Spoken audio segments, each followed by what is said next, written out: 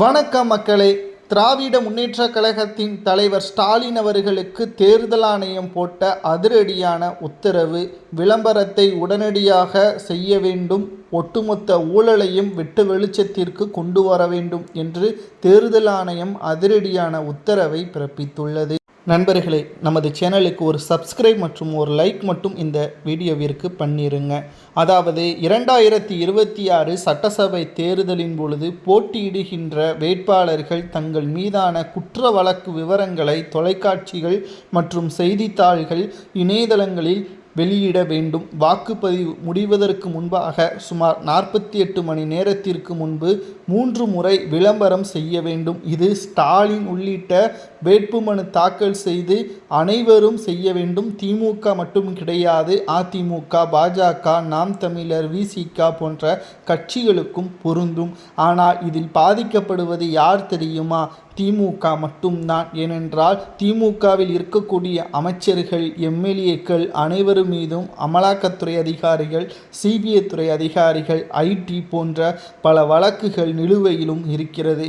அமைச்சர் துரைமுருகன் ஒட்டுமொத்த மணல் வழக்கிலும் முதல் குற்றவாளியாக கிட்டத்தட்ட பல ஆண்டுகளாக விசாரணையும் நடைபெற்று வருகிறது.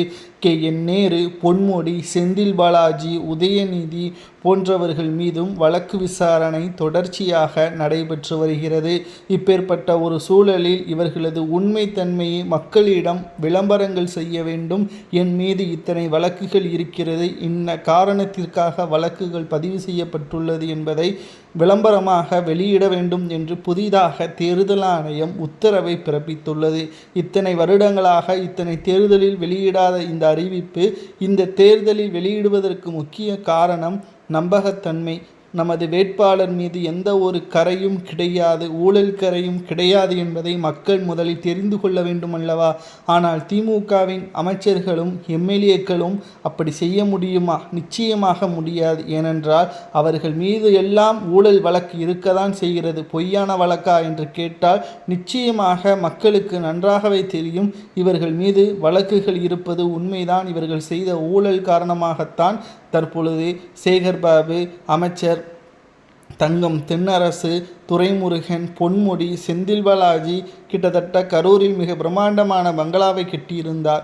அது முடிவதற்குள் அமலாக்கத்துறை ரைடின் காரணமாக முடக்கப்பட்டு ஆதாரங்கள் இல்லாமல் வீடு பாதியிலேயே கிடப்பதும் குறிப்பிடத்தக்கது. இதுபோன்ற பல வழக்குகள் அமைச்சர்கள் மீது இருப்பதால் 48 மணி நேரத்திற்கு முன்பாக, தேர்தலுக்கு முன்பாக 3 முறை செய்தித்தாள் மற்றும் விளம்பரங்கள் செய்ய வேண்டும் என்று தேர்தல் ஆணையம் கூறுவது வரவேற்கத்தக்கது என்பதை கூறுங்கள்.